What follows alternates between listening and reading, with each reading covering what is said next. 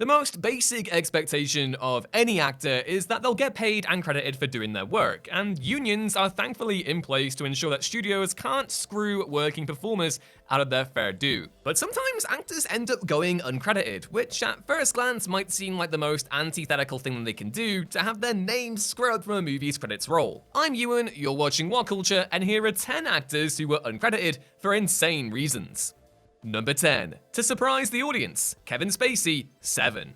Though Kevin Spacey does admittedly receive first billing in the end credits of David Fincher's masterful neo-noir, 7, it was his decision to not be credited at the start of the movie. Those opening titles, by the way, up there with the very best we've ever gotten. Given that 7 is centered entirely around the enigma of serial killer John Doe's identity, Spacey felt that announcing his presence up front would rip much of the mystery and unsettling intrigue away from the story. And he was absolutely right. While those especially familiar with Spacey's voice might recognize it when we hear John Doe speak on the phone at one point, for the majority of first-time viewers, the reveal of John Doe's identity comes as a major surprise. Spacey also didn't appear on the film's press tour whatsoever to further keep his appearance on the down low, making for a doubly effective reveal in the movie itself. Kind of a bummer to have never experienced that surprise, given how notorious the performance was by the time I ended up watching it, but still, really cool all the same. Number 9. To keep Blofelds' identity secret, Anthony Dawson and Eric Pullman from Russia with Love. Iconic James Bond villain Ernst Stavro Blofeld made his first cinematic appearance in 007's second outing, From Russia with Love, where he appeared briefly as the shadowy mastermind of Spectre, known primarily as Number 1. However, we never see Blofeld's face in the film, with only his hands and the back of his head being shown on screen. And in an attempt to preserve the mystery of what Blofeld actually looked like, the filmmakers had both Blofeld's physical actor, Anthony Dawson, and voice actor, Eric Pullman, go uncredited. Instead, the end credits simply have a diabolical question mark next to Blofeld's name. Dawson and Pullman went uncredited again in the fourth Bond film, Thunderball, though this time Blofeld wasn't even mentioned in the credits at all. Blofeld finally got his formal unveiling in the next movie, You Only Live Twice, where he was revealed to be played by the considerably higher profile Donald Pleasance. Number 8. To avoid violating his contract with another project, Rob Lowe, Tommy Boy. Rob Lowe has a relatively substantial supporting role in cult comedy Tommy Boy as Tommy's, Chris Farley, older stepbrother Paul Barish, and so it's hardly the sort of role you'd expect an actor to go uncredited for. It wasn't a mere throwaway cameo Lowe simply did as a favor, so fans have been routinely mystified by his bizarre absence in the credits. As it turns out, Lowe was already signed to star in the miniseries adaptation of Stephen King's novel The Stand, and his contract prevented him from appearing in any of the projects during their production period. And so, because Lowe desperately wanted to appear in his friend Chris Farley's film, he managed to avoid any legally actionable behavior by simply playing his part in Tommy Boy without a credit. Basically, Lowe got to have his cake and eat it, skirting a potential lawsuit while getting to star in both of his desired projects. Number 7. To increase Linda Blair's chances of winning an Oscar, Mercedes McCambridge, The Exorcist.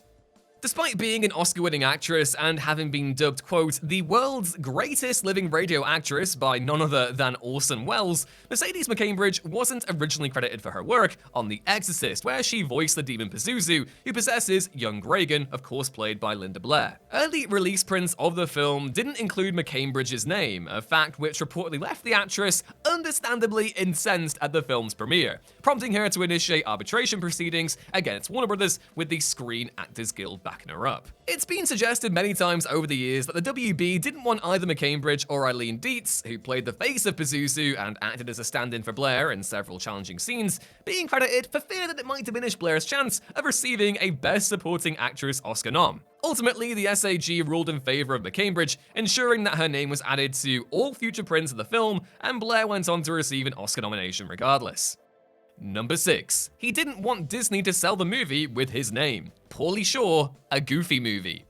Oh, the Goofy Movie. I love your Tevin Campbell composed bops and overall 90s-ness. In A Goofy Movie, Pauly Shore provides the voice of Robert Bobby Zimmerowski, a close school friend of Max, Jason Marsden, and PJ, voiced by Rob Paulsen. Yet, despite being a relatively well-known comedian at the time, he oddly isn't credited on the film, at all. The reason for this? Shore didn't want Disney to try and sell the movie on his name, and so opted to be uncredited entirely. Shaw apparently made this decision after Disney used Robin Williams' name to promote Aladdin, despite him originally only agreeing to voice the genie if his name and likeness weren't used in the marketing. Now, to be fair to Shaw, he was indeed a relatively successful stand-up comedian in the mid-90s, but even so, it's quite the presumption that Disney would want his name and face front and center. All the same, in Shaw's case, Disney actually respected his request, likely because he was formerly uncredited, unlike Williams, and also to avoid repeating the PR fiasco of betraying Williams' wishes for Aladdin.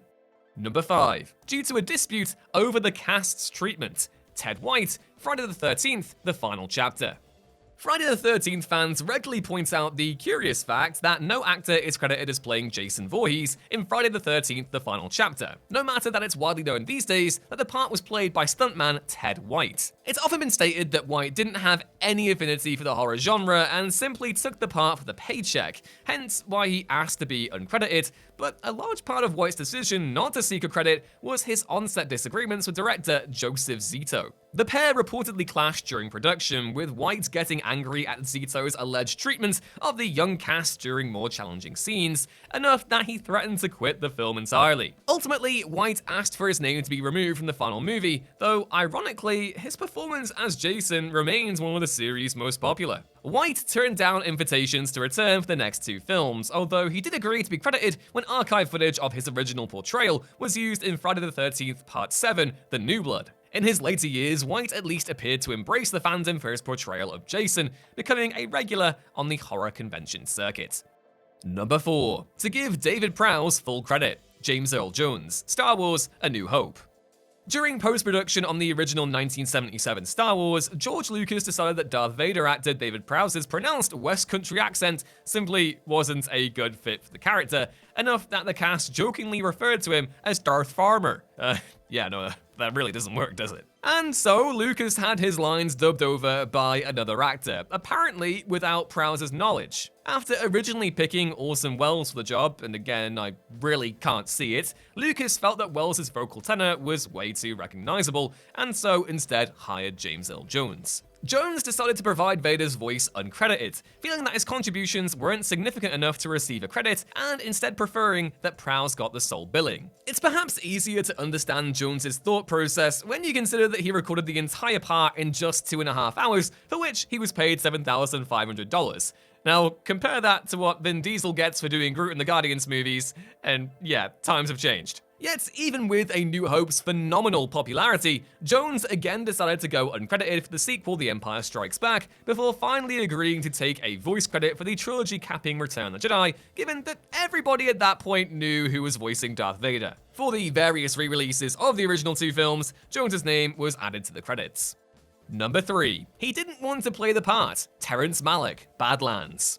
Now, to be fair, legendarily reclusive filmmaker Terence Malik would certainly never call himself an actor, but he did make a brief appearance in his stellar 1973 directorial debut, Badlands. Malik played the role of the architect who knocks on the rich man's door, yet he didn't take the part by choice, but rather sheer necessity, given that the actor hired to play the role never actually showed up on set, which is really awkward. As such, without any possible replacement in sight, Malik, who has fastidiously avoided having his face photographed for literally his entire career, was forced to play the part himself. Ultimately, Malik was unhappy with this and planned to reshoot the scene before the film's release with another actor playing the architect, yet star Martin Sheen resolutely refused to shoot the scene again, and so Malik was stuck with his unwilling cameo being included in the final cut. As such, Malik decided to go uncredited, and ever since the scene remains one of the few on-camera glimpses of the publicity-adverse director's face or voice.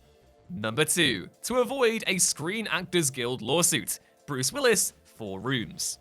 The 1995 black comedy anthology film 4 Rooms included a segment written and directed by Quentin Tarantino called The Man from Hollywood, which sees Bruce Willis appear in the supporting role of director Chester Rush's foul-mouthed friend Leo. Willis agreed to play the part as a favor to Tarantino, with whom he of course collaborated on Pulp Fiction just a year prior, and because the film's budget was just a mere $4 million, Willis also performed the role for free. However, because this flouted SAG rules, which dictate that actors must be paid a minimum daily rate for any work they do, Willis decided to go uncredited to ensure he avoided any litigious action from the union. And though the SAG indeed agreed to leave Willis alone, the actor's pro bono contribution to the film didn't much help, as Four Rooms was a box office flop all the same, while earning predominantly negative reviews, even though Tarantino's segment did receive some praise.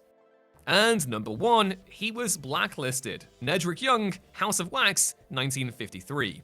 In the 1953 version of House of Wax starring Vincent Price, which you should all go watch by the way, it's amazing, Nedrick Young appears as Professor Henry Jared's assistant, Leon Averill, though is oddly missing from the movie's end credits. This was because Young was one of many Hollywood creatives blacklisted by the industry throughout the 1950s and 1960s for refusing to collaborate with the HUAC witch hunts against alleged communist activity in the movie business. As a result, to maintain employment in Hollywood, Young opted to take the part uncredited, ensuring his presence in the film didn't rustle any feathers among trigger-happy studios. Young's blacklisting woes didn't end there though, and he continued to be regularly uncredited throughout the rest of the decade. Thankfully, on a somewhat happier note, in 1959, Young won the Academy Award for Best Original Screenplay for writing the classic Stanley Kramer drama The Defiant Ones, but because he was still blacklisted, he couldn't accept the credit himself, instead going under the pseudonym Nathan E. Douglas. What a dumb, stupid moment in history.